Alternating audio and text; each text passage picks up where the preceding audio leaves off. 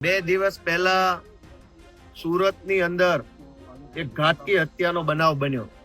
આખો દેશ જ્યારે બંધારણના નિર્માતા ડોક્ટર બાબા સાહેબ આંબેડકરની જન્મ જયંતિ ઉજવી રહ્યો હતો અને દેશને લોકતાંત્રિક વ્યવસ્થાની ઉજવણી થઈ રહી હતી, એવા સમયે લોકશાહીના ચીથડા ઉડાવી દે એવી ઘટના સુરતમાં બની છે કે એક આવારા વ્યક્તિએ દારૂ પીવાના પૈસા માંગ્યા એક ગરીબ વ્યક્તિ પાસે, અને ગરીબ દેવી પૂજક સમાજના યુવાન પાસે પૈસા નતા, અને શું કામ હોય, અને હોય તો પણ શું કામ આપવાના?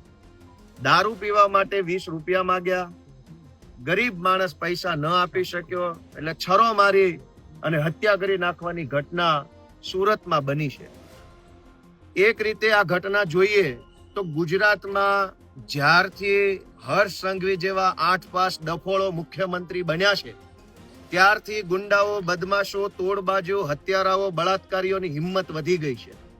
ચારો તરફ ડ્રગ્સ વેચનારાઓ બેફામ બન્યા છે, દારૂ વેચનારાઓ બેફામ બન્યા છે, અને આ તમામ ગુંડાઓ, બુટલેગરો, લૂંટારાઓ, હત્યારાઓ, ચોરો, તોડબાજો, લુખ્ખાઓ, માફિયાઓને કોઈ પણ જાતનો સરકારનો કે પોલીસનો કે જેલનો કે અદાલતનો ડર રહ્યો નથી.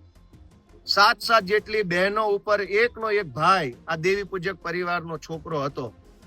એક ભાઈ અને 7 બહેનો, ગરીબ પરિવાર, રોડ રસ્તા ઉપર શાકભાજી વેચી અને પરિવારનું ગુજરાન ચલાવતો વ્યક્તિ, અને એની આવી નાની એવી વાતમાં ઘાતકી હત્યા દારૂના કારણે થઈ ગઈ, ડ્રગ્સના કારણે થઈ ગઈ.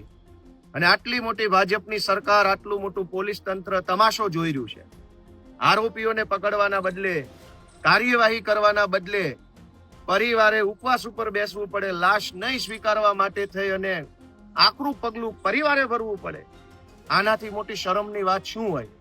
અને સૌથી મોટી શરમની વાત મેં આજના છાપામાં, ગઈકાલના છાપામાં વાંચ્યું કે પોલીસે, કમિશનરે એવી બાહેધરી આપી પરિવારને કે તમે લાશ લઈ લો, અમે જલ્દી ચાર્જશીટ કરી દેશું. ભાજપના કમિશનરનો અમે ખૂબ ખૂબ આભાર માનીએ છીએ કે એણે ચાર્જશીટ કરી દેવાની બાહેધરી આપીને આટલું મોટું અહેસાન જતાવ્યું.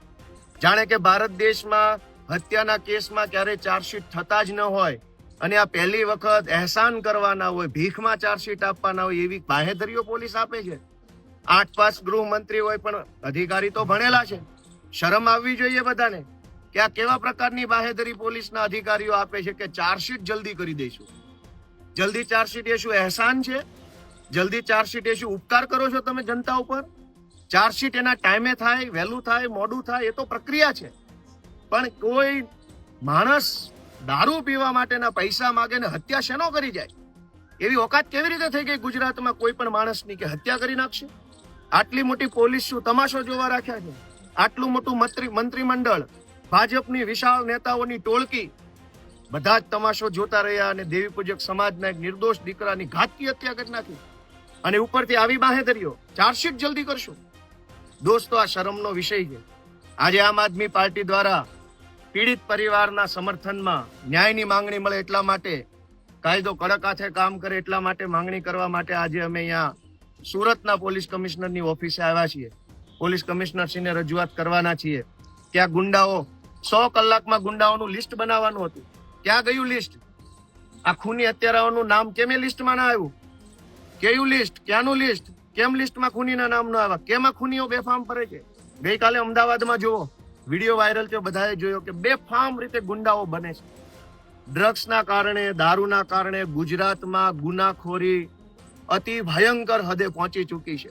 અને નિર્દોષ માણસો જ નહીં, પોલીસ પણ ગુંડાઓનો ભોગ બને છે.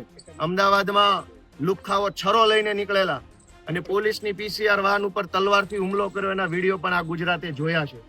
ડ્રગ્સનું પેડલિંગ કરતા લોકો પણ પોલીસને ક્યારેક પોલીસ ઉપર હિંસક હુમલો કરી લે દ્રશ્યો જોયા છે.